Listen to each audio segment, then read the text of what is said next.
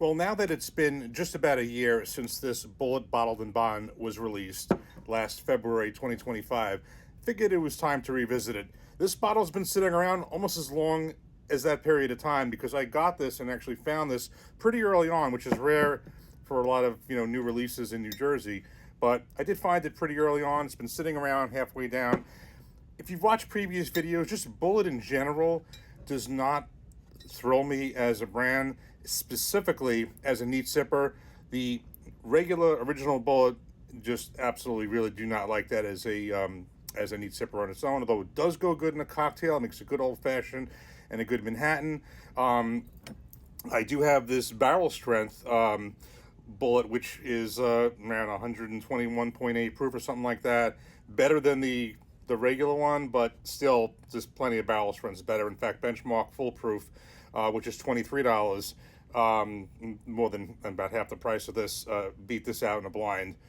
I had the single malt, which was absolutely atrocious, and then came this one, which was, again, it's a Bottled and Bond's 100 proof. It was released a year ago, and it is the first actual bourbon of theirs that was distilled by them as opposed to sourced. This was from a 2017 distillation season. It was non-age stated. The mash bill is 68 corn, 28 rye, 4 malted barley, so it's kind of a high rye content. But it is their first actual distilled bourbon of their own as opposed to sourced. And when I had it, I thought it was better. I still didn't think it was just absolutely great, but it certainly was an improvement over the other ones. Let's revisit it right now. And it is a Bottled and Bond 100 proof with all the requirements of a Bottled and Bond. Medium color, kind of matches the label. Let's give it a taste. Cheers.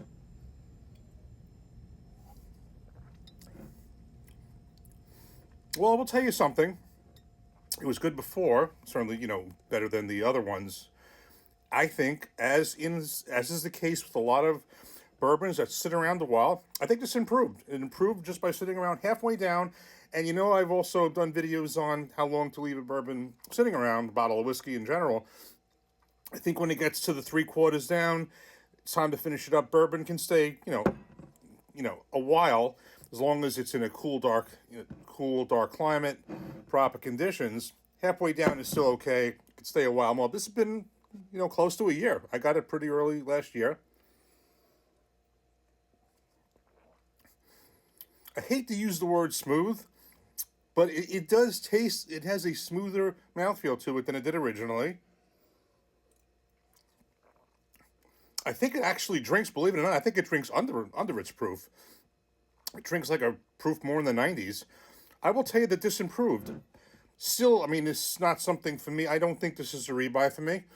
It was something I wanted to have at the time, but I will tell you this definitely improved over many months sitting around. It absolutely did, no doubt about it. Another proof that bottles open up sometimes. But in general, I will say this is certainly an improvement over their other bottles, in my opinion.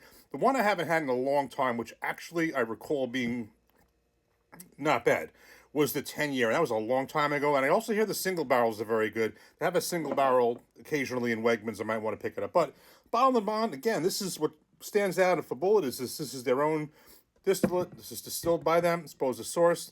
So, I mean, it's worth a shot. It's not a bad one. It's not my favorite, but it did improve. So that does prove the point again that bottles do open up when you come back to them. Sometimes they're better than when you started. Cheers.